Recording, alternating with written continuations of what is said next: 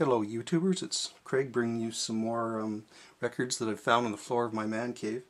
And first I'll show you Best of Blondie. What's nice with Best of Blondie is this album has two songs I think that weren't on any of Blondie's other records. Call Me, which was in the movie American Gigolo, and The Tide is High, which I don't think was on any of their albums. So it's worth picking up, I think, just for those two songs if you have all their other albums. Some 12-inch singles. Company B, Fascinated. I don't know anything about this one. Taffy, I Love My Radio.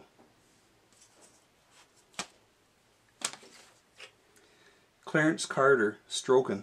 This one I do remember. Back to the LPs. This is a group called the Jitters, and they were from Toronto. I think they look like a new wave band from the cover, although it's later in the 80s that this was released.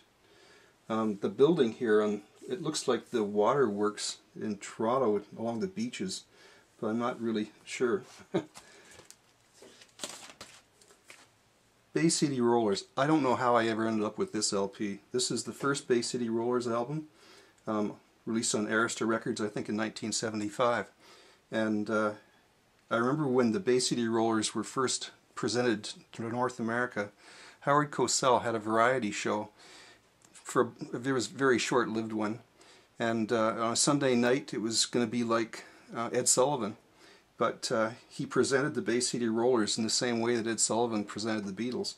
And they came out and became instant stars in North America. They were already popular in Britain, of course. This album might be the Bay City Rollers' third or fourth album, Dedication.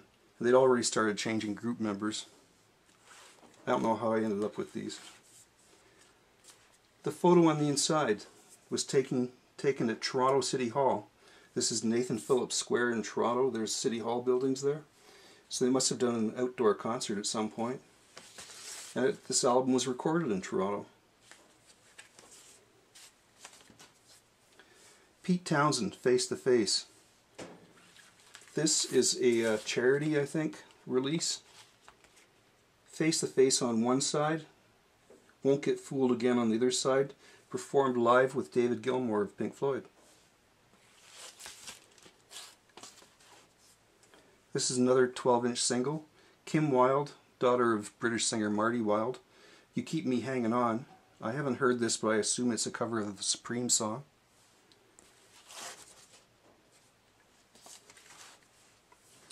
Got Live If You Want It, the Rolling Stones. This is their first live album, the first of many live albums that they've had over the years. I don't know how the sound quality is on this. I haven't heard this album in years, and it's not an original release. It's probably a 70s or 80s reissue. Like all the Rolling Stones album, it's got a terrible cover, just some photos of the guys. This is one I was pretty keen to get, and it's The Routers play 1963's great instrumental hits. I love instrumentals, particularly surf instrumentals, but this is the best LA studio musicians playing things like Memphis Pipeline, Wild Weekend, Telstar, Wipeout, etc., etc.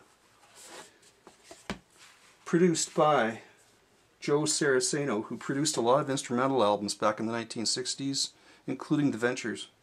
And the arrangements were by Ray Pullman, who is top LA studio bass player, late 50s, early 60s. He played on some of the Beach Boys records, and then Carol Kaye followed up. And I think he was also the arranger for the Shindig TV show. And finally, this album is called On Location, Britain, a candid portrait in music, voices and sounds, released on Decca Records.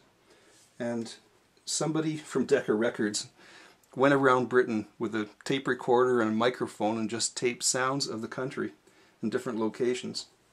And it's a gatefold. It has a nice book inside with lots of beautiful pictures of Britain. There's the Parliament buildings and Big Ben. Photographs. It's pretty nice. pages and pages. Here's the Shambles in York. I've spent a bit of time in York. It's a beautiful city. Scotland. The first side is all London. The second side is different parts of Britain. So it'll be interesting to hear how that one is. And special message to Raymond T. I've decided to keep the police in Yadamandata. Thanks for watching, everyone.